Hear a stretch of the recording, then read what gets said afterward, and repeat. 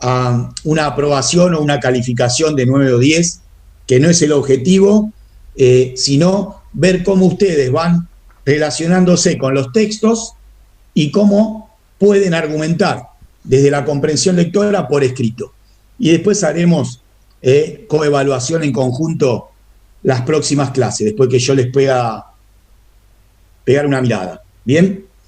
Con respecto a este concepto del señorío banal o el poder de Van, recomiendo, una vez que ya leyeron Paray y Anderson, relean esos 2 capítulos del texto de Historia de la Edad Media, el 14 y el 16. Relean allí, que lo trabaja sintéticamente. Bien, y la clase que viene lo volvemos a abordar. Alfonso, ¿querías preguntar algo? No. Bueno, estamos... Fíjense que acá, en el título, vuelvo a poner estas preguntas, ¿no es cierto? Para que tratemos de generar un mínimo anclaje en el cuándo, dónde y por qué. Que esto no nos van a llevar a un año preciso, sino a un periodo. Bien, eso lo vimos más o menos en estas periodizaciones recién. En cuanto a, acá podremos hacer una referencia a los cuándo y a los por qué. ¿Por qué hablamos de transición? ¿Por qué hablamos de un modo de producción feudal? ¿Sí? Que también se va conformando. Bien, de acuerdo al eje que miremos. Pero si se fijan, todos los autores, como decíamos recién, hacen eje en el siglo X. Incluso acá el último, Legoff, que no mencionamos, que plantea la Alta Edad Media como lo propiamente medieval entre el 9 y el 11. El foco está en el siglo X. Bien, y a partir del 11, todos los autores coinciden también en una nueva forma, que tiene que ver con la expansión, que tiene que ver con el comercio, bien, con el rol de las ciudades, etc. ¿El dónde? ¿Se ve el mapa? Sí. El dónde. Van a ver que los autores planteaban el espacio feudal entre el Loira, aquí, y el Rin. Lo que, si se ubican en un mapa actual de Europa, sería el límite entre el centro oeste de Francia y el oriente de Alemania, incluyendo ahí Países Bajos y Bélgica. ¿Sí? Se ubican en lo que sería el mapa actual de Europa. Bien, allí la región sur va a tener una dinámica propia, la región del este también, y la región de Italia también, donde va a llegar un tipo de feudalismo más laxo, dice Anderson, cuando avance en el tiempo. Yo les mandé también esta síntesis. ¿La pudieron ver el otro día? Que esto está sacado del capítulo 11.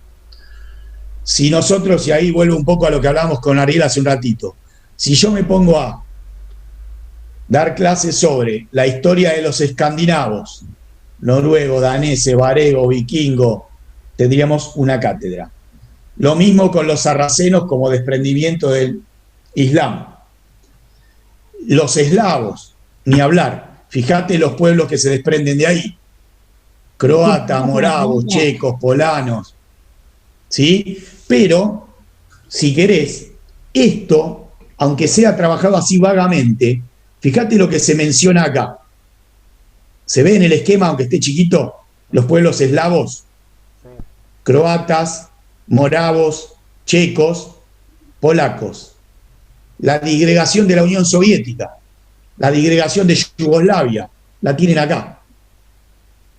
¿A qué se debió esas rupturas de estados nacionales forzados durante el siglo XIX y siglo XX? A reclamos étnicos o reclamos de identidad territorial que se remontan a esta época. ¿Sí?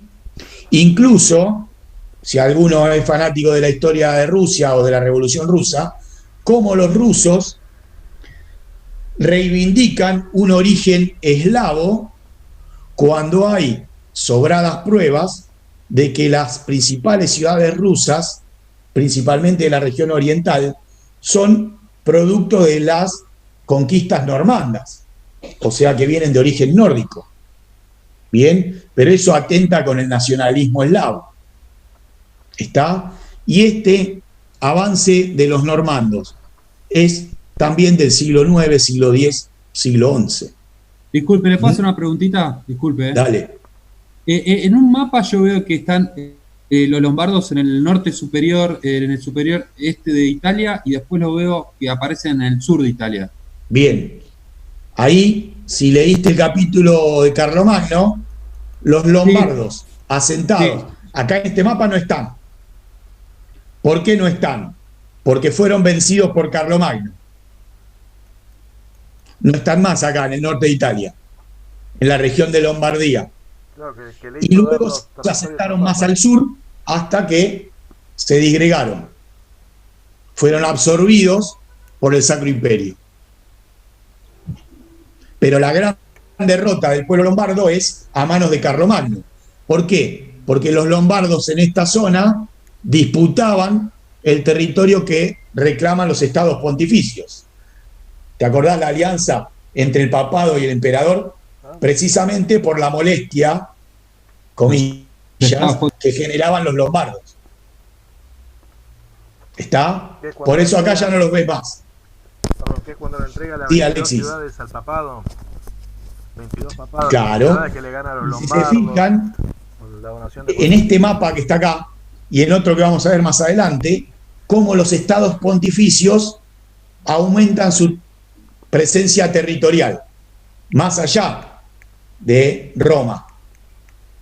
Acá se ve muy chiquito, en otro mapa ahora lo vamos a ver más grande. Pero ¿por qué traía este mapa? Porque viene a colación del esquema que mostrábamos recién. Acá tienen las últimas oleadas de incursiones externas. Los nórdicos, los normandos, que van a conquistar Gran Bretaña, van a tener presencia en la península ibérica e incluso en el Mediterráneo. Y las otras oleadas hacia la región rusa, como charlábamos recién. Son los que fundan Kiev, son los que fundan Novgorod, por ejemplo, por mencionar algunas.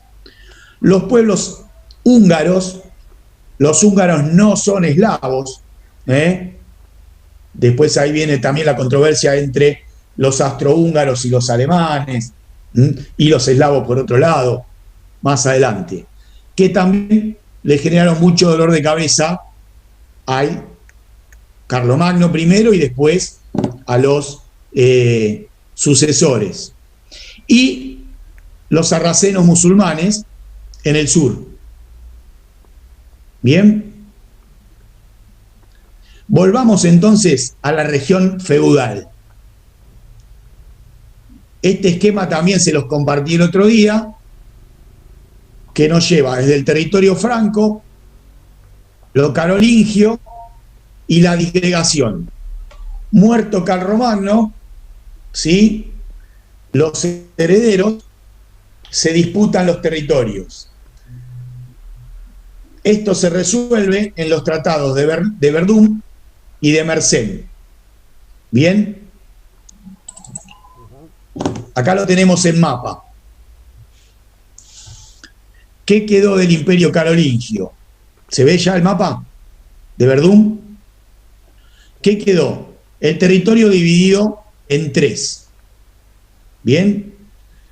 La región otorgada a Carlos el Calvo, territorio que después va a ir conformándose como Francia, el de Luis el Germánico, ¿bien?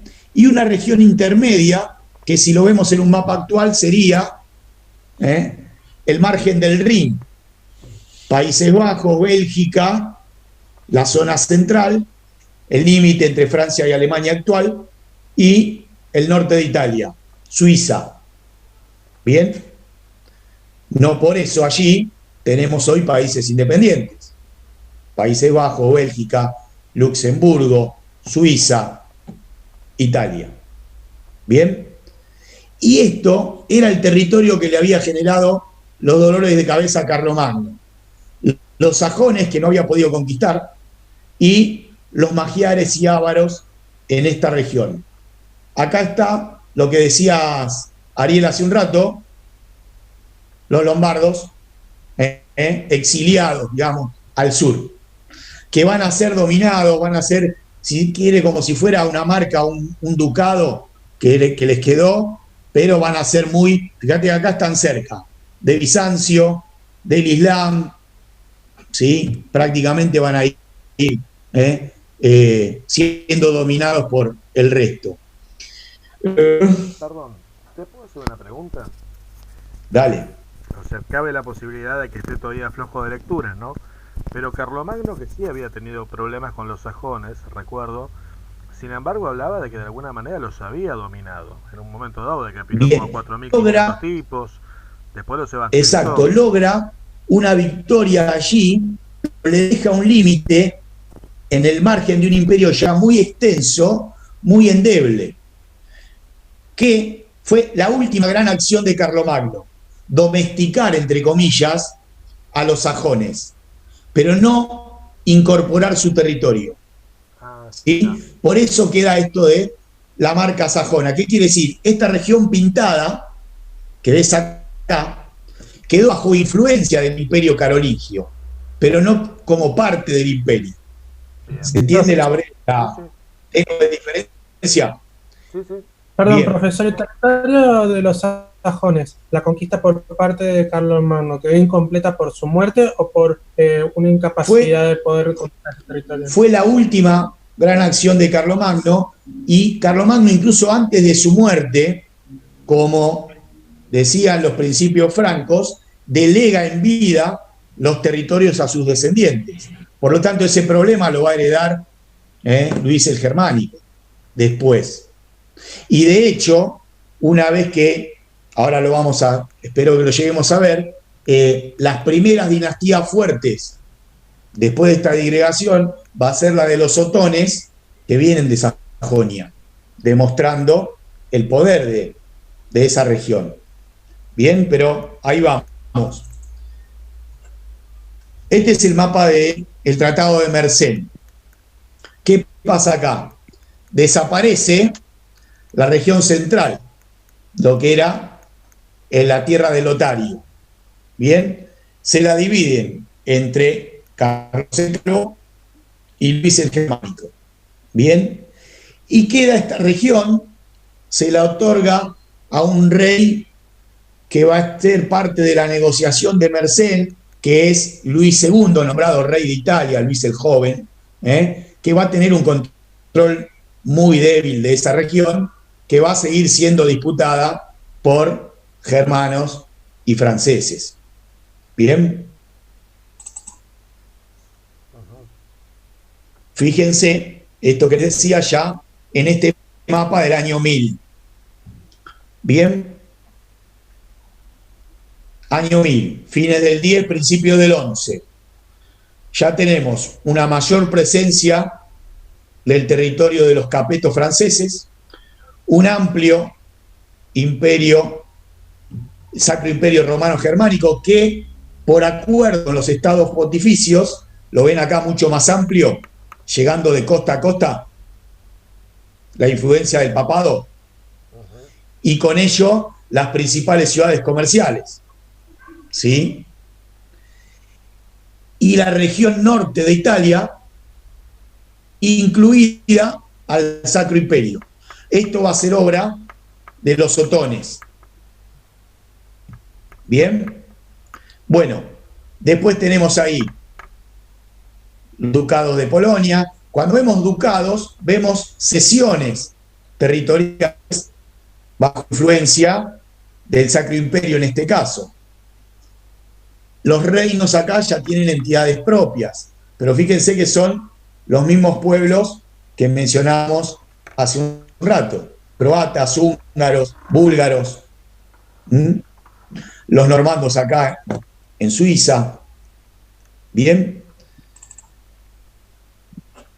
este mapa ya es del siglo XIII, pero fíjense que la conformación territorial es muy parecida.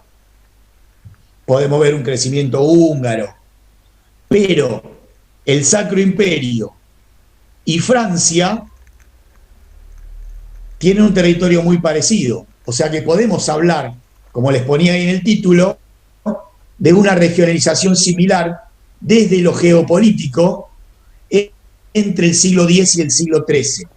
Bien, pero vemos acá una presencia importante. ¿Lo ven acá pintado? Este es el territorio de Aquitania y de Normandía, donde a partir de lazos dinásticos, por alianzas matrimoniales, es un territorio reclamado por franceses y por ingleses. Bien, ahí, bueno, ya leeremos o abordaremos en su debido momento.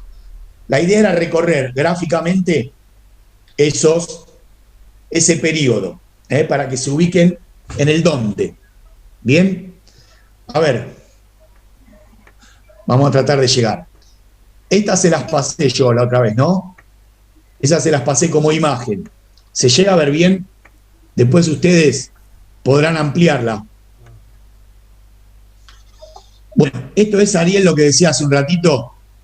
Si alguno es fanático y se quiere poner a hacer la suya, es un ejercicio solo para fanáticos. No te voy a tomar en un examen esto, pero es necesario hacer un mínimo recorrido. No, pero a mí me gusta hacer también, trato de hacer líneas de tiempo y tratar de... Bueno, es un ejercicio que, si te gusta, te va a ayudar para ese anclaje. Bien, pero ¿qué tenemos que tener en cuenta? Nosotros podemos leer esto desde días, ¿sí? O desde cada rey o emperador. ¿Está bien? Entonces, nosotros vamos a tratar de trabajarlo por las características dinásticas, donde dentro de esa dinastía se va a destacar un Ricardo Corazón del León, pero más que nada por su mitología en las cruzadas. O se va a destacar dentro de los Capetos un Felipe II.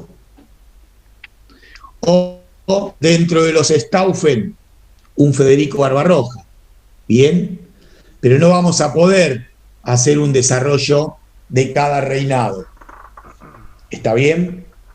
Repito, en la lectura, en los libros, ustedes lo tienen, esto. ¿Bien? Lo tienen en pocas páginas en este libro, y yo les pongo como bibliografía alternativa otros libros que son todavía más exhaustivos en el detalle fáctico. Si alguno lo quiere, me lo pide y con gusto se los doy. Algunos los tengo incluso digitalizados. ¿Bien? Bueno, vamos a tratar de brevemente ver hoy lo que trabajamos conceptualmente. Fíjense que esto va desde el siglo X, siglo XI, y acá ven estas líneas en color, acá. Bueno, este sería el siglo XII, y las líneas de tiempo llegan hasta el siglo XIII. Por lo tanto, esto lo van a usar en varias clases, o para acompañar la lectura prácticamente de todo este libro. ¿Sí? ¿Qué vimos nosotros? Este territorio. Quedémonos con estas dos líneas del centro. En el territorio carolingio, que se había dividido en el territorio de Carlos el Calvo, esta línea, en el siglo IX. Lo que hoy conocemos como Francia vuelve a particionarse, después de Carlos el Calvo, por concesiones territoriales en Francia Oriental y Francia Occidental. ¿Sí? Y la delegación de poderes de ese rey débil en ducados o en marcas, ¿sí?, por derechos feudales, que en muchos casos van a tener más poder que el propio rey de Francia. El de Normandía, ¿no? Creo que había sido uno de los... Por ejemplo, Normandía, por ejemplo, Aquitania, por nombrar algunos. Bien. Ahora, fíjate esto que decís, Normandía. Vamos al eje superior. Gran Bretaña, Inglaterra, ¿sí? Ese territorio, durante las primeras expansiones de pueblos germanos, había sido ocupado por pueblos anglos, sajones, jutos, siglo VI, siglo VII. Después comenzaron las incursiones nórdicas, vikingos, varegos.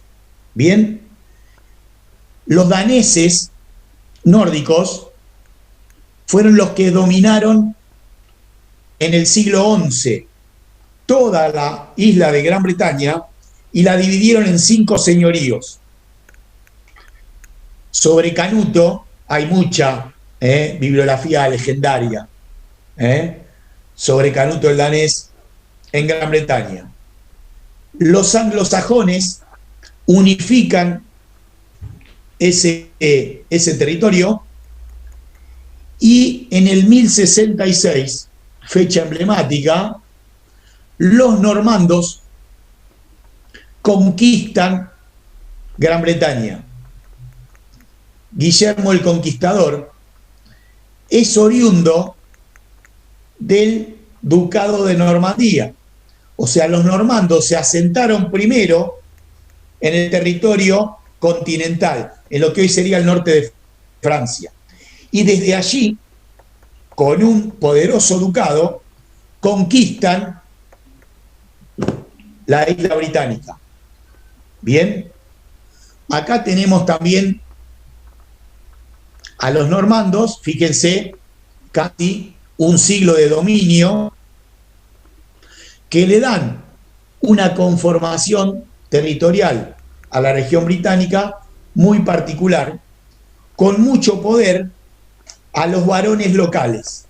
¿Cómo se dividió el territorio en época de Canuto y que después también continúan los normandos? Si alguno vio la serie Vikingos, se lo puede graficar, más allá de sus anacronismos. Cómo delegaban el poder en varones locales que después se juntaban en esas asambleas de señores y discutían los poderes territoriales. Ese es el origen de los varones británicos. Bien. Los normandos le dan esa característica a los varones o clanes familiares muy importante. Se ve también más adelante en el tiempo, pero ¿vieron Corazón Valiente? Emblemática película medieval. Cómo los escoceses se disputan, los varones locales, el poder territorial. ¿Sí? Bueno, quédense con esa lógica de disputa. Eso es muy británico, muy de este periodo. Es más, los de Blois son nombrados en Corazón Valiente. Si bien eso es del siglo XIII. Pero bueno, es la misma familia dinástica. ¿Bien? ¿Qué pasa aquí? Hay una herencia en disputa de Enrique I. La familia de Blois reclama el trono, pero también la reclaman los angevinos desde el continente, la familia de Anjou, por herencia matrimonial. Allí va a haber una guerra civil, ves que ponemos acá disputas dinásticas, y Enrique II es angevino. Hay un cambio de dinastía. Es el inicio de la dinastía Plantagenet. Bien. Cerramos ahí Inglaterra. Los Plantagenet son los que le dan a la región británica su característica más de tono moderno, más de carácter insular expansivo, en una época de feudalismo en expansión. Fíjense lo que hablábamos hace un rato, ya siglo XII. Bien. Francia, Carlos el Calvo dijimos, subdivisión territorial. ¿Qué dinastía reunifica el territorio de Francia? La dinastía de los Capetos. Los Capetos van a gobernar Francia más de 300 años. ¿Ven? Casi toda esta línea de tiempo. Todos estos son Capetos. La característica principal de los Capetos es la territorialidad, la búsqueda de imponer desde el reinado una domesticación a los poderosos señores. Hay algunos que van a poder más que otros. Todo este periodo que atraviesa el 11 y parte del 12 va a ser un intento de conformación de un estado feudal, pero donde el poder va a estar dado por las relaciones de vasallaje y todavía va a residir muy fuertemente en los señores locales. Recién, bien entrado el siglo XII, a partir de Luis VII, pero principalmente de Felipe II, fines del XII, vamos a poder hablar de un rey con poder por encima de los señores feudales. Acá abajo ven autoridad monárquica, pero también dice con apoyo burgués. Recordemos, siglo XII, todavía no lo vimos. Ya el rol de las ciudades y del poder de la burguesía creciente es importante para el poder monárquico. Recién allí se van a poder imponer a los señores locales, en Francia. ¿Bien? Entonces, nos quedamos con los normandos conquistando desde el continente, desde Normandía, Inglaterra, la región de Gran Bretaña, y con los Capetos, gradualmente, les va a costar más de un siglo organizar un estado feudal de tipo centralizado. ¿Bien? sí. El Sacro Imperio, si esto es un lío, el Sacro Imperio es peor. ¿Por qué? Porque acá la regionalización todavía es más compleja. Porque predomina lo germano por sobre lo romano. ¿Qué tiene que ver acá? Lo romano, o la síntesis franca carolingia, hacía que por costumbre los territorios se heredaban en los descendientes. En los germanos, en la región germana, eso quedaba a decisión de los señores locales a partir del valor del primus inter pares, como la primera etapa de la conquista. ¿Sí? Por eso las sucesiones dinásticas van a ser mucho más complejas en la región germana que en la región franca. ¿Se entiende esto? Por eso la región germana no se llega a consolidar como Estado hasta el siglo XIX, porque prevalecen los particularismos regionales, los principados, los ducados, el poder de los escudos. Mira, el otro día yo jugaba, para poner una nota de color a esto tan pesado, tengo mi nene de 11 años que es fanático del fútbol, ¿no? Y está viviendo una crisis en este periodo sin fútbol. Entonces ahora está fanatizado con el fútbol alemán, que es el único que hay. ¿Y qué hace? Busca los escudos de los equipos. Esos escudos de las ciudades germanas son estos. Son los de la casa de Suabia, los de la casa de Baviera, los de la casa de Salia. Son estos. O sea que también jugando vamos a rescatar lo medieval, como hacíamos en la primera clase, ¿no? Son los poderes de esos castillos y de esos escudos, los poderes locales, los que se van a ir imponiendo. ¿Cuál va a ser la última dinastía que intente esa idea carolingia del imperio universal ligado al poder del papado? Los otones. Aquí. Fines del 10, principios del 11. Otón primero, Otón segundo, Otón tercero. Ahí. Ya luego de los otones van a ser poderes locales que tienen, por lazos de vasallaje, una superioridad sobre el resto. ¿Se entiende este criterio? A diferencia de la centralización capeta. ¿Sí? Esperemos que sí. ¿Y qué otro importante hay acá? Recuerden el mapa que vimos hace un rato. La influencia del papado y la presencia territorial y espiritual del papado. Bien, en permanente conflicto con estas casas. Es más, el papado fagocita los enfrentamientos entre las casas. Divide y reinarás, es otro dicho medieval. Bien, ese poder del papado nos lleva a que les haya agregado acá una línea con algunos de los papas más importantes que tuvieron influencia aquí, como Gregorio VII. Habrán oído hablar de las reformas gregorianas, ¿sí? Que imponen el ritual latino. ¿Cuándo son las reformas gregorianas? Algo que mencionamos en la clase anterior. Las posteriores al cisma.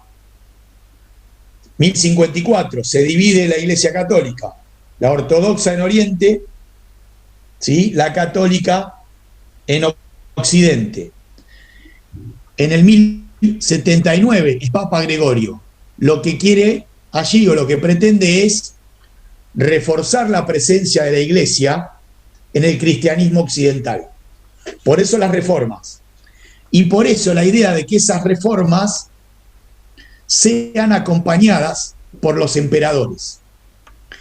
¿Ven estos puntitos de acá que pongo? En Felipe I, Enrique IV y Guillermo son muy tenues. Bueno, son todos los reyes excomulgados por Gregorio. ¿Qué significa la excomunión para un católico? El peor castigo. Salís de la órbita de la Iglesia. ¿Qué busca esto? Su presencia reconocida por los quienes detentan el poder terrenal, reyes o emperadores. Y esto llevó a una controversia que es conocida como la querella de las investiduras. Por costumbre franca y germana, los obispos y todo clérigo eran nombrados por los emperadores, por los reyes o incluso por señores locales con poder investido de ban. ¿Qué dice el papado después de las reformas? Eso es una prerrogativa exclusiva de la Iglesia. Por lo tanto, ahí hay una querella, una disputa. Como resultado, excomulgan a todos. ¿Sí? Ahí van a tener también papas no reconocidos por los emperadores, papas y antipapas. Bueno, no se metan en ese berenjenal, a menos que otra vez sean fanáticos. Pero si quieren hacer un eje de la historia del cristianismo, en esta época tienen que tener en cuenta el cisma. Por lo tanto, concéntrense en Occidente.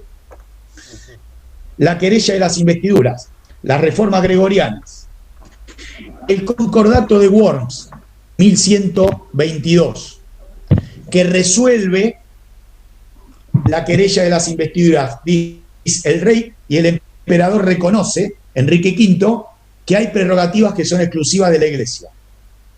Se lo reconoce. Por lo tanto, el papado gana más fuerza. Y también se le conceden definitivamente los territorios que vimos en el mapa anterior. Profe, yo quería hacer una pregunta al respecto. No sé si me escucha. Dale. Perdón. ¿Se me escucha bien, más o menos? Sí. Perfecto.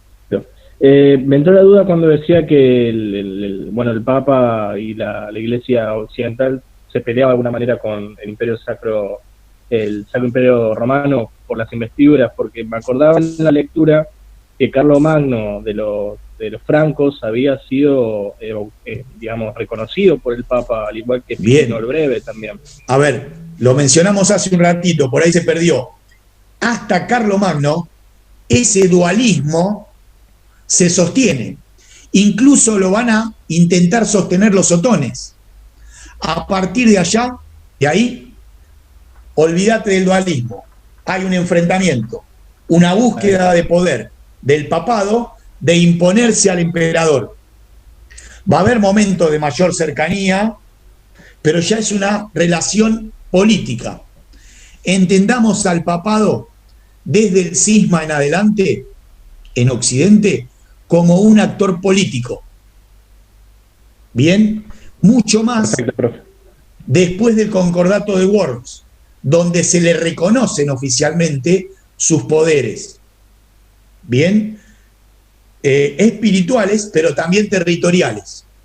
Y a partir de allí, a ver, yo acá le pongo güelfos y gibelinos, son familias que adoptan mayor cercanía con la religiosidad o no, las disputas por lo que va a ser más adelante, no sé, la batalla de Bouvines, por ejemplo, en el siglo XIII, o la guerra de los 100 años, que van a ser entre reyes por mayor poder, o reyes y señores locales por disputas comerciales y territoriales, en todas van a encontrar al papado en algún bando, en todas.